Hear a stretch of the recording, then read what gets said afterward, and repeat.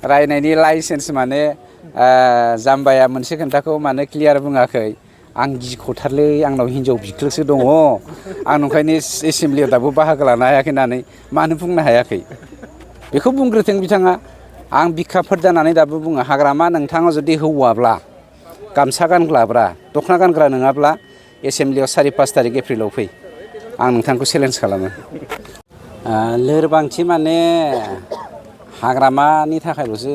BPF दं नालाय BPF हिसाबैथ' गैलानो हाग्रामा गैयाबानो बिपिएफ गैखाया खिन्थु मोनसे खोन्थाया डेम'क्रेसि होननाय मोनसे हादोराव वान पार्टि वान मेन वान फिल'सफि वान आइडिय'ल'जि बे मालाबाबो एक्सेप्ट जाया मानोना 17 बोसोर हाग्रामाया मानसिखौ उनजों थानानै देगार सुयै खुनि खालामनायनि थाखायनो पलिटिकेलि मानसिफ्रा गुबुन मोनसे अल्टारनेटिभ लामा लानो हायाखैमोन बिनि जाहोनाव गिनानै बिसोरो थाखोमादोंमोन रायजो राजाफ्रा सिरि थादोंमोन खिन्थु दिनै जोंनि इउपिपिएल दोलोआ मानव गेदेर प्रमद बर' बिथांनि दैदेननाय आरो बानजायनायाव साफ्रोमबो मानसिनो राइट टु स्पिचखौ माने गुदि मोन्थायखौ होनाय जादों जायनि जाहोनाव बयबो उदाङै ओंखारबोनो हादों उदाङै मावनो हादों जायनि जाहोनाव हाग्रामानि जा दानाय बिपिएफ पार्टि बे पार्टिखौ गैला होनबाबो गोरोन्थि जाद्राया जों जुदि मोनसे सोदोबजों बुङोब्ला गैला गोबां लाबोदों गोबां लाबोनायनि गुबै माबायानो जादों नैबे 4 आरो 5 माबायावहाय एप्रिल दानाव जोंहा एसेम्ब्लि जागोन बे एसेम्ब्लिनि गेजेरजों बिथांमोना हानि बाथ्राखौ लानानै गोबां कुइसन सोंनो नागिरदों आं नोंथांमोननि मिडियानि गेजेरजों बिथांमोनखौ कुइसन खालामहरदों आरो नोंथांमोनाबो लोगो हमबा खालाम जोंनियावहाय दा प्रुफ दङ आखायाव प्रुफ दङ बिथांमोना प्रप'ज reserve forest and reserve forest बे मोननै खोन्दोनि हाग्रा ओनसोलनि हायाव बिथांमोना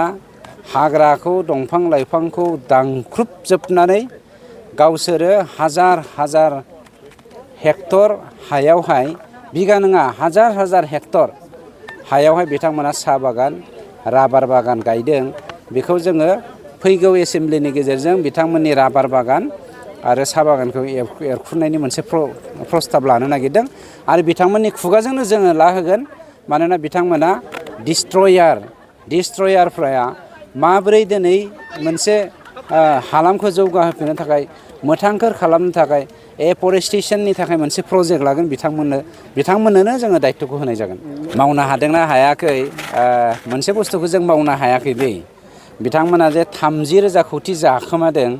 बे जाखोमानायखौ जों दासो खोन्दो खालामनो हादों बे 30,000 कौटिनि एक्सनखौ जोङो लानो हाथ'वाखै होननानै बुंनांसिगोन लानाय जाथ'वाखै नालाय खिन्थु जोङो प्रजेक्टखौ सिङाव लागासिनो दङ साननैसो उनाव मुनमुननि बिगुमैया मा जागोनथाय मुनमुनखौ आं गाबजानोसो गिदों सिबायखौ नायनि मानोना बिथाङाथ' बिआरटिएफनि गेजेरजों बिथाङाथ' गुबुन हान्जा दानायनि गेजेरजों बर' हारिनि गेजेराव थैनि बानाखौ बोहैहोबाय आरो बोहैहोनायनि प्रजेक्ट लादों नामा जों बेखौसो गिनाय मोनदों मानोना हाग्रामा महिलारि बिथाङा गावनि बिबोनां मुनमुन ब्रह्मनि गेजेरजों जोंनि मानव गेदेर प्रमद बर' बिथांनि सरकारखौ थैग्लुंनाय सिथारग्लुंनायनि अनजिमाया बारा जाबाय होननानै जेब्ला बिथाङा मोनसे रायजो राजानि सिगाङाव नंखाय स्टेटमेन्ट होयो बे स्टेटमेन्ट होनायनि गेजेरजों जों मोनसे मोनामनायसो मोनदों मोनसे हमदांनोसो हादों मुनमुन ब्रह्म आरो हाग्रामा मोना सिङावहाय ब्लाड सेडनि माबा मोनसे पलिसि लादों नामा जों गिदों आरो ओंखायनो नोंथांमोनाबो सांग्रां जा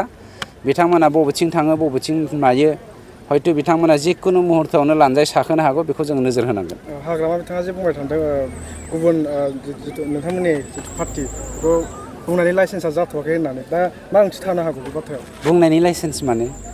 रायनायनि लाइसेन्स मोनाखै होननानै बुंबाय थादों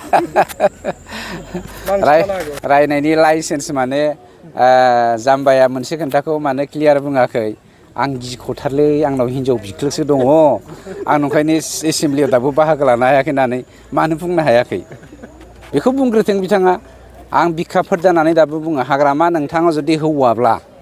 गामसा गानग्राब्रा दख'ना गानग्रा नङाब्ला एसेम्ब्लियाव 4-5 थारिख एप्रिलाव फै आं नोंथांखौ चेलेन्ज खालामो